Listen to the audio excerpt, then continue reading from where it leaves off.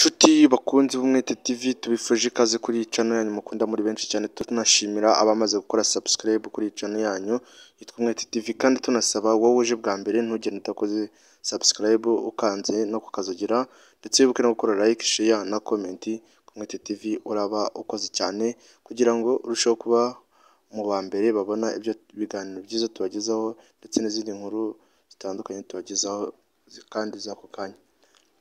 Uyu munsi rero Umwete TV igiye kubagezaho amakuru mu myidagaduro, aho duhere mu Rwanda, aho umukinnyi bita Niyonzima Olivier Sefu aho yasezerewe n'ikipe cyangwa se yirukanwe n'ikipe ya APR FC nyuma y'uko hari ibyo batumvikanyeho n'imyitwarire mibi y'uyu mukinnyi Olivier Sefu.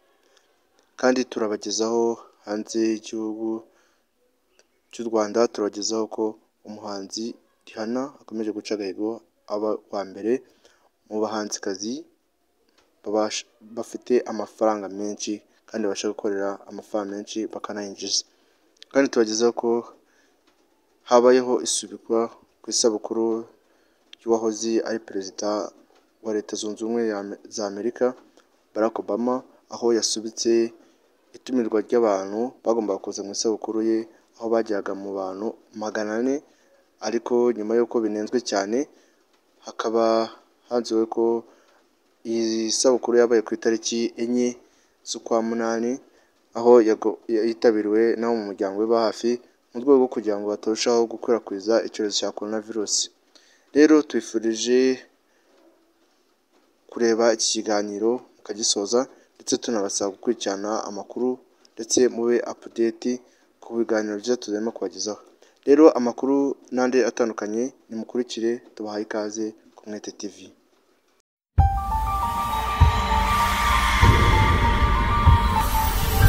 Na Niyonzima Olivier Sefu arashinjwa imyitwarire idahwitse no gukurura umwuka mubi muri bagenzi babo, byatangajwe ku gicamunsi cyo kuri uyu wa gatatu. Ubusanzwe Niyonzima Olivier Sefu yaramaze imyaka 2 akinira ikipe ya APR FC, akaba nta n'iminsi yarishize ikipe gitangaje ko yamaze kumwongerera amasezerano y'imyaka 2, ariko ubu ikaba yamaze kumusezerera. Ubuyobozi bw'iyi kipe bwatangaje ko zimwe mu mpamvu zatumye asezererwa harimo kwanga kwikoresha imyitozo aho bari mu ngo zabo nk'uko babisabwa n'umutoza. Ibi bikaba biyongera no ku yindi myitwarire agaragaza mu ikipe ya APR FC, bikaba byatumye basesa amasezerano bari bafitanye n'uyu mukinnyi.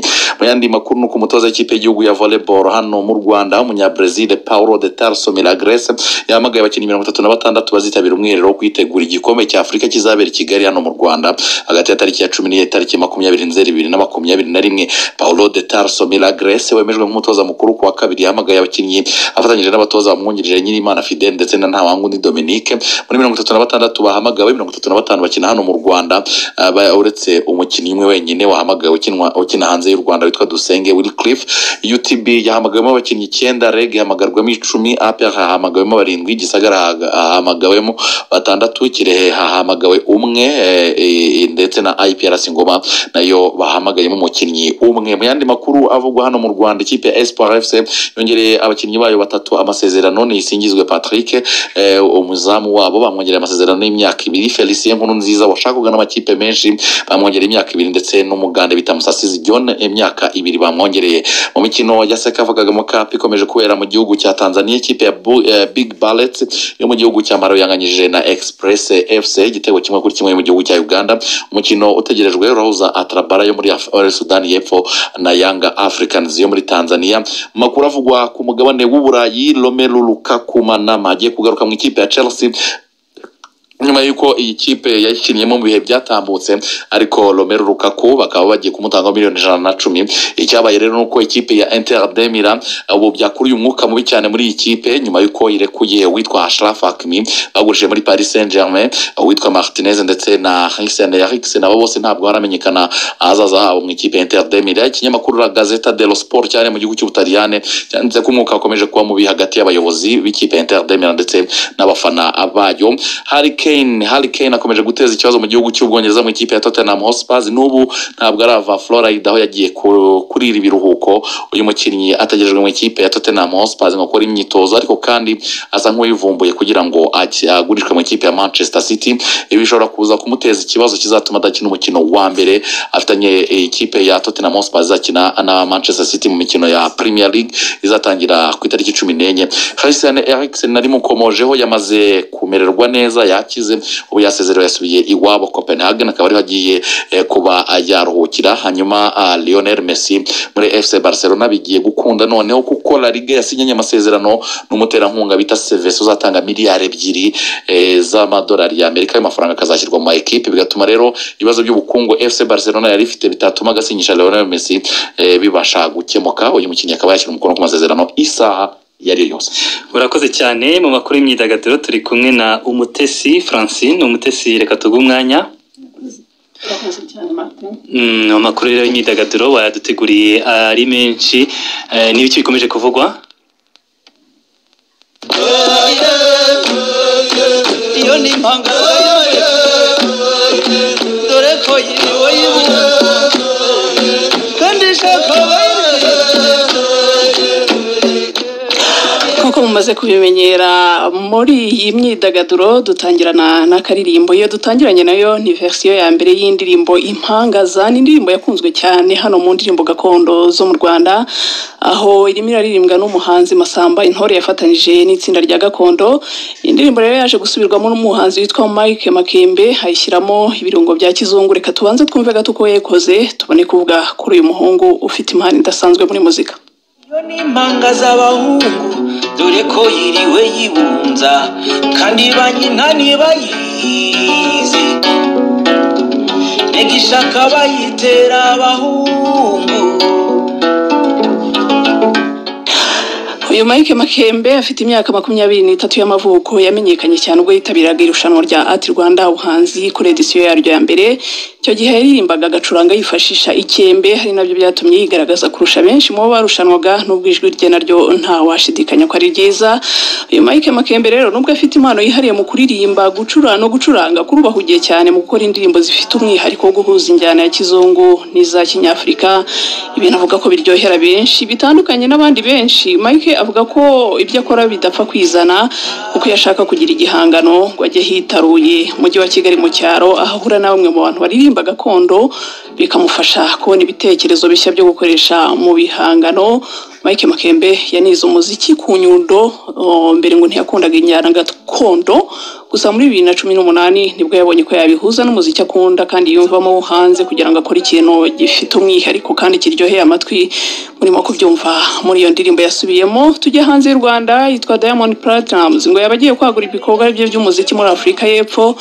Uyu muhanzi amaze iminsi yiga uburyo bagenzi be nka Burna Boy, Wizkid, Davido n'abandi babigenje kugira ngo bakorere umuziki muri iki gihugu busanzwe kidakunze kwakira neza abanyamahanga. Diamond ubu ngo yatangiye gushaka uko yakorana n'aba producer bakomeye mu muziki wo muri Afrika y'Epfo, harimo no gukora indirimbo zo mu njyana ya amapiano ikunzwe cyane muri Afrika y'Epfo. Muri Kenya umuhanzikazi witwa Nadia Mukami uyu munsi yashyize hanze ifoto asomana n'undi muhanzi witwa Araboy nawe wo muri Kenya. Amagambo yaherekeje ifoto agaragaza ko bakundana, ariko abafana bahise babitera utwatsi bavuga ko barimo kwamamaza indirimbo nshya aba bombi baba barimo gukora.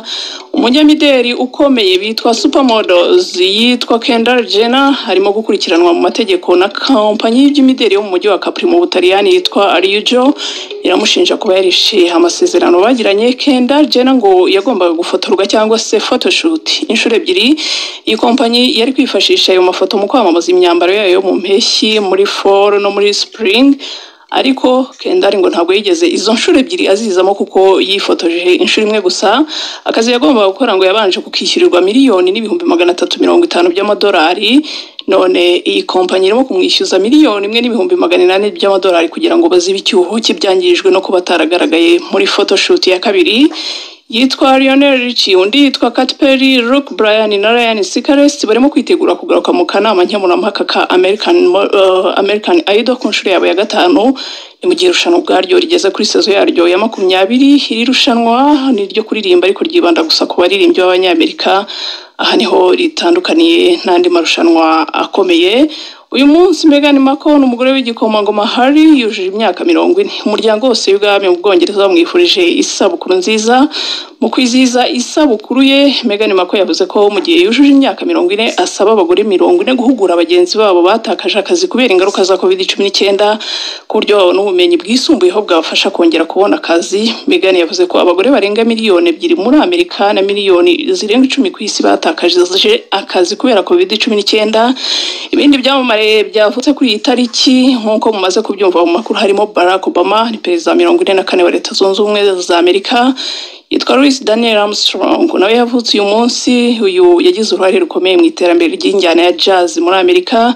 Louis Vuitton yashinze marike yamwitiriwe icuruza imyambaro, amasakoshi, nawe yavutse kuri uyu munsi. Abandi barimo nka Luis Antonio Valencia, n'umukinnyi w'umupira w'amaguru muramuzi. Daniel Darky muzi muri serie Hawaii 5 akeneye yitwa Chin Hockery. Harimo abantu benshi bavutse kuri uyu munsi. Yitwa Arbaz Khan, n'umukinnyi ukomeye wa filime mu Buhinde, nawe yavutse uyu munsi. Dusoreze ku muhanzi Rihanna uri ku rutonde rw'abakire bakomeye ku isi. Ikinyamakuru Forbes cyanditse ko ibyo uyu mukobwa akora byose kuva ku muziki, kwamamaza, ibikoresho by'ubwiza n'ibindi, urimo kubarirwa agaciro ka miliyari 1.7 by'amadolari y'Amerika. Rihanna ni umugore wa mbere ukize mu bakora umuziki, akaza ku mwanya wa kabiri mu bagore bakize ku isi, ari inyuma ya Oprah Winfrey. Murakoze rero, mukomeze kugira byiza kandi Imana ikomeze kubana namwe. Ntimubaheme rero gukora like, share na comment na subscribe n'akandi kukazogera. Mukomeze kugira ibihe byiza rero, Imana ibane namwe. Murakoze cyane.